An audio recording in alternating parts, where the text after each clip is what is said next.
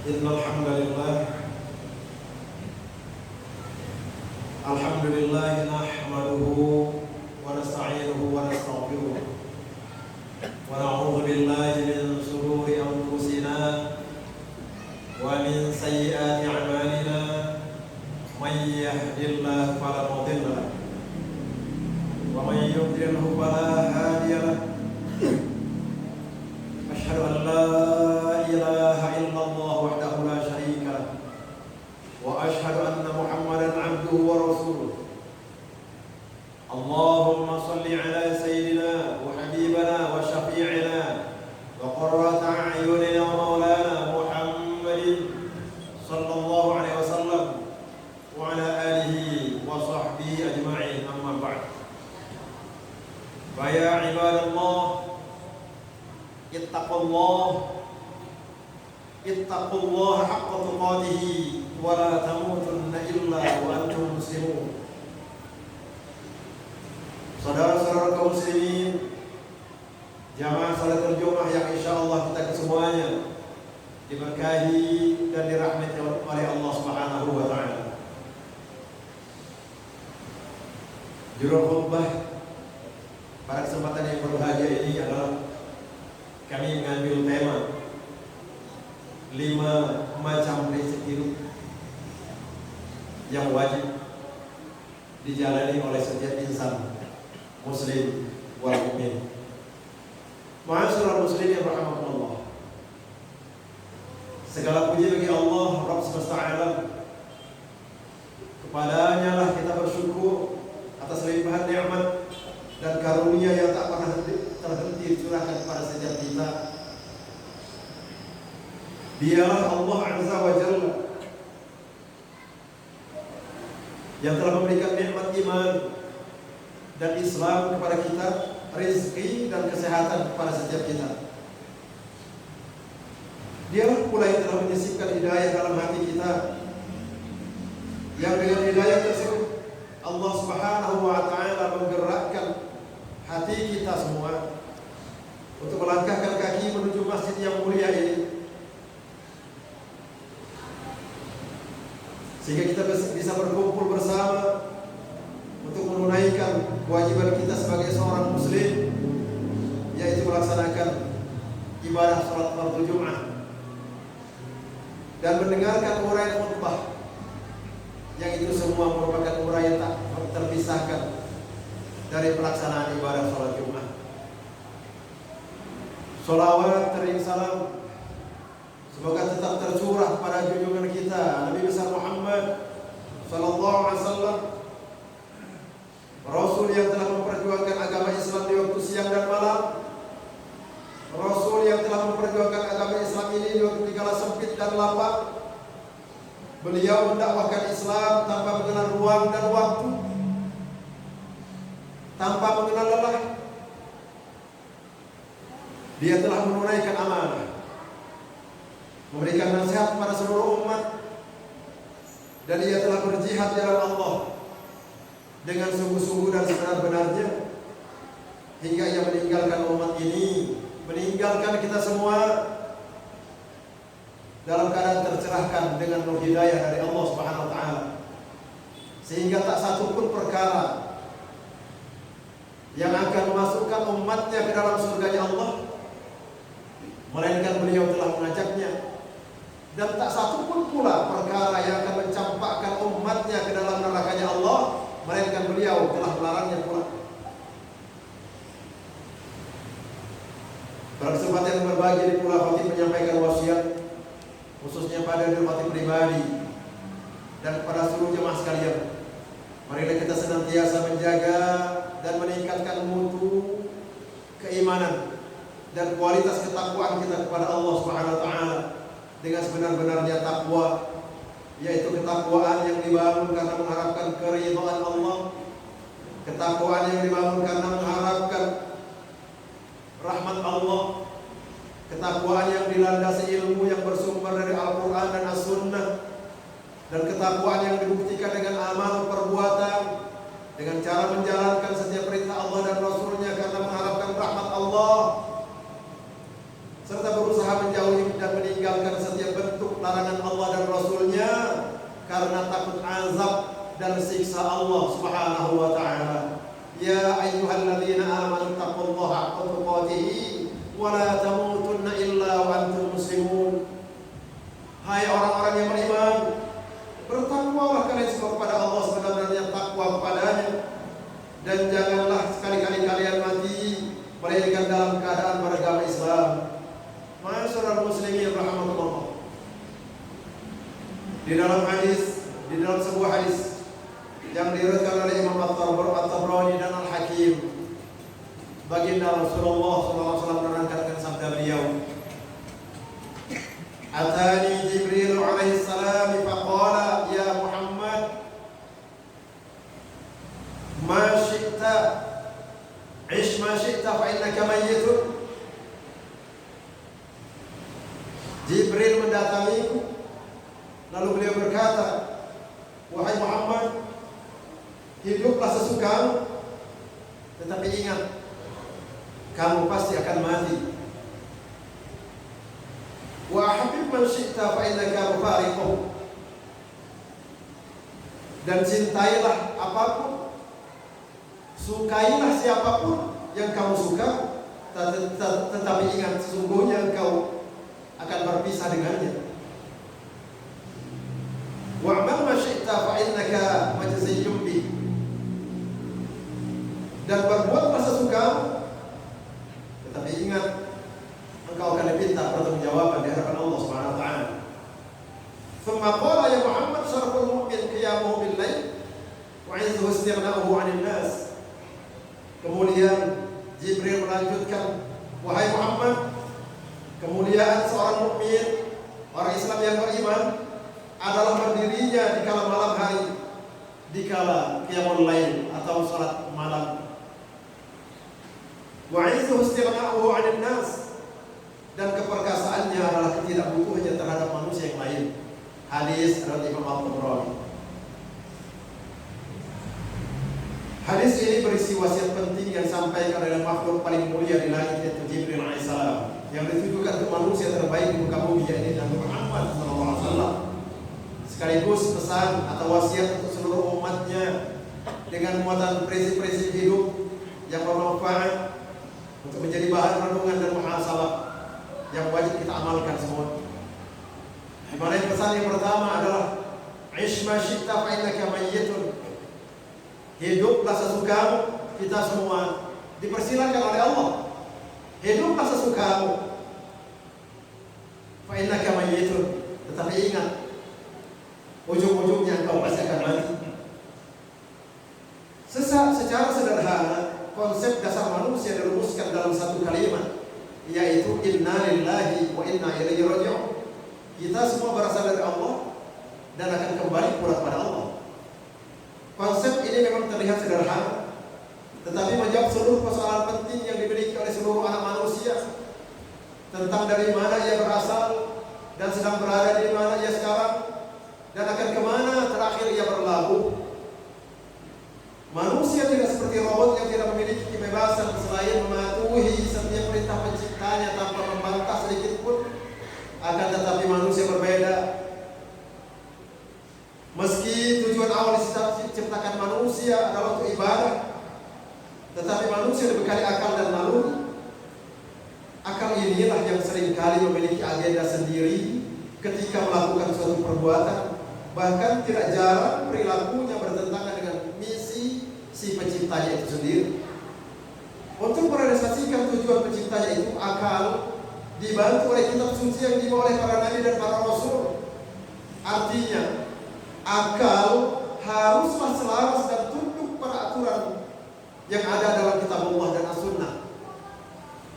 Maka kata-kata ish ma syi'ta fa innaka mayyitun, hiduplah sesukamu tapi ingat engkau pasti akan mati, menunjukkan peran dan kemampuan akal kita untuk bisa berbuat apapun, berbuat apa saja, bahkan untuk melakukan sesuatu yang sejatinya menyimpang dari tujuan diciptakannya manusia. Tetapi disinilah, di sisi lain, seorang manusia dihadapkan pada satu kenyataan yang tidak bisa dibantah, yaitu dia pasti akan mati. Atau dalam kata lain, pesan ini menggiring kita untuk berpikir sesuai alur logika sunnatullah, yaitu fa idza jaa ajaluhum la yastakhiruna sa'atan wa la yastaqdimun. Tiap-tiap umat pasti mempunyai batas waktu atau ajal. Maka apabila telah datang waktunya ajal tersebut, mereka tidak dapat memundurkannya barang sesaat pun dan tidak pula dapat memajukannya. Ma'asyiral muslimin rahimakumullah. Memang benar manusia diberi kemampuan akal yang hebat. Dengan itu manusia bebas untuk melakukan apapun. Tapi jangan lupa kematian pasti hadir menjemput kepada setiap yang hidup. Dan nasib setelah kematian manusia tersebut berbanding lurus dengan perbuatannya selama di dunia. Semangat atau tidaknya dia beramal soleh juga sebanding dengan keyakinannya pada sesuatu yang gaib yang wajib diimani, seperti adanya alam barzah, alam kubur, yaumil ba'ts, hari kiamat, yaumil mizan, serta adanya surga dan neraka. Begitupun sebaliknya, semakin tipis keyakinan atau keimanannya, maka semakin sedikit semangatnya untuk beramal soleh dengan apapun yang dia punya. Lalu pesan yang kedua, wa ahbib man syi'ta fa innaka mufariquh. Cintailah siapapun, sukailah apapun saja yang ada di dunia ini jika kehendakmu, tapi engkau pasti akan berpisah dengannya. Secara tegas Allah SWT telah memperingatkan dengan firman-Nya, a'udzubillahi minasyaitonir rajim, wa 'asa an takrahu syai'an wa huwa khairun lakum, wa 'asa an tuhibbu syai'an wa huwa syarrun lakum, wallahu ya'lamu wa antum la ta'lamun. Boleh jadi kamu membenci sesuatu padahal ia amat baik bagimu, dan boleh jadi pula kamu menyukai, mencintai sesuatu padahal ia amat buruk bagimu. Allah Maha mengetahui sedangkan kamu tidak mengetahui. Cinta adalah sebuah kata yang sulit dicarikan definisinya, tetapi bisa dirasakan kehadirannya. Di satu sisi bisa menjadi penguat dan dalam ketaatan, sedangkan di sisi lain bisa menjerumuskan dalam jurang kedurhakaan. Setiap orang adalah budak dari apa yang dicintainya. Atas nama cinta dia akan melakukan apapun agar yang dicintainya itu ridho, sayang kepadanya. Semakin besar cinta seorang kepada sesuatu, maka seperti itulah dia akan merasakan sakitnya ketika dia berpisah atau ditinggalkan oleh yang dicintainya. Agar kita tidak hanyut dan terlena dengan apapun yang kita cintai selama di dunia ini, ada baiknya kita torehkan dalam hati sanubari kita untaian nasihat dari Ali bin Abi Thalib karramallahu berikut ini. Ahbib habibaka haunan ma asa yakuna ba'idaka yawman ma. Cintailah apapun, cintailah siapapun yang ada di dunia ini sekedarnya saja, karena bisa jadi suatu hari nanti dia menjadi sesuatu yang paling kamu benci. Wa ba'idaka haunan ma asa yakuna habibaka yawman ma. Dan bencilah sesuatu itu sekedarnya saja, karena bisa jadi suatu hari nanti dia yang kau benci itu menjadi sesuatu yang paling kamu cintai. Kaum muslimin rahimakumullah. Seorang muslim haruslah menjadikan puncak kecintaannya dan seluruh ambisinya hanya ditujukan untuk Allah Subhanahu wa taala. Artinya, apapun yang kita perbuat, Allah cinta enggak ya? Allah ridhokah ini? Itu menjadi pertanyaan di hati kita masing-masing. Jika seseorang sudah sampai ke derajat itu, maka dia tidak akan pernah kecewa terhadap urusan dunia. Lalu pesan yang ketiga, wa'mal ma syi'ta fa innaka majziyyun bih. Berbuat masa sukamu, tetapi semua perbuatanmu akan diminta pertanggungjawaban di hadapan Allah Subhanahu wa taala. Artinya, semenjak seorang anak manusia masuk pada usia akil baligh, maka otomatis dia menjadi mukallaf. Mukallaf artinya terkena beban kewajiban, berarti setiap apapun yang dilakukan akan diminta pertanggungjawaban dari Allah. Wa may ya'mal mithqala dzarratin khairan yarah wa may ya'mal mithqala dzarratin syarran yarah. Barang siapa yang akan mengerjakan kebaikan sebesar sekecil zarrah sekalipun, niscaya dia akan melihat balasannya. Begitu juga sebaliknya, bila dia mengerjakan kejahatan sebesar zarrah pun, maka dia akan melihat balasannya pula. Semua yang ada di jagat raya ini tidak akan pernah lepas atau luput dari pengamatan Allah Subhanahu wa Ta'ala. Apapun yang kita lakukan, baik diketahui manusia ataupun secara sembunyi-sembunyi, di dalam ruangan dengan 7 lapis tembok sekalipun atau di dalam perut sekalipun, Allah pasti Maha mengetahuinya. Lalu pesan yang keempat, syaraful mu'min qiyamul bil lail wa 'izzuhu istighna'u 'anil nas. Kemuliaan seorang Islam yang beriman atau mukmin itu adalah bangunnya pada malam hari dan keperkasaannya dilihat dari ketidakbutuhannya terhadap orang lain. Semua bentuk ibadah mahdoh dalam jenis apapun, seperti sholat, sedekah, infak, sedekah, zakat, haji, umroh, banyak orang bisa melakukannya. Bahkan orang fasik sekalipun. Tetapi ada satu ibadah yang hanya bisa dilakukan oleh orang soleh dan tidak akan pernah bisa dilakukan oleh orang fasik, orang zalim, atau orang munafik. Ibadah itu bernama qiyamul lail. Sanggup berlama-lama beribadah di malam hari, bermunajat, mohon ampun dengan mencucurkan air mata pada saat orang lain terlelap dalam mimpinya. Tidak ada paksaan dari siapapun, murni ketertarikannya hanya kepada Allah yang dia cintai. Karena dia ingin dekat-dekat dan curhat pada zat yang dicintainya, yaitu Allah Azza wa Jalla. Selanjutnya, keperkasaan seorang adalah tidak berharap apapun kepada orang lain, pada manusia. Dia hanya berharap pada Allah. Namun Allah memberikan sesuatu kepadanya itu melalui orang lain. Disitulah tegakkan hablum Allah dan hablum minan nas. Karena segala hal yang kita sandarkan kepada selain Allah di dunia ini, dalam visi dan perbuatan apapun perilaku dan perbuatan kita, pekerjaan kita, bila kita menyandarkan berharap kepada selain Allah, jika sesuatu tersebut tidak terjadi, maka pasti akan menemukan kekecewaan. Namun bila segala sesuatu itu kita serahkan semuanya kepada urusan tersebut kepada Allah Subhanahu wa Ta'ala, maka apapun yang terjadi, kita semua tidak akan pernah kecewa, karena kita yakin apapun yang Allah berikan kepada kita, itulah yang terbaik bagi kita semua.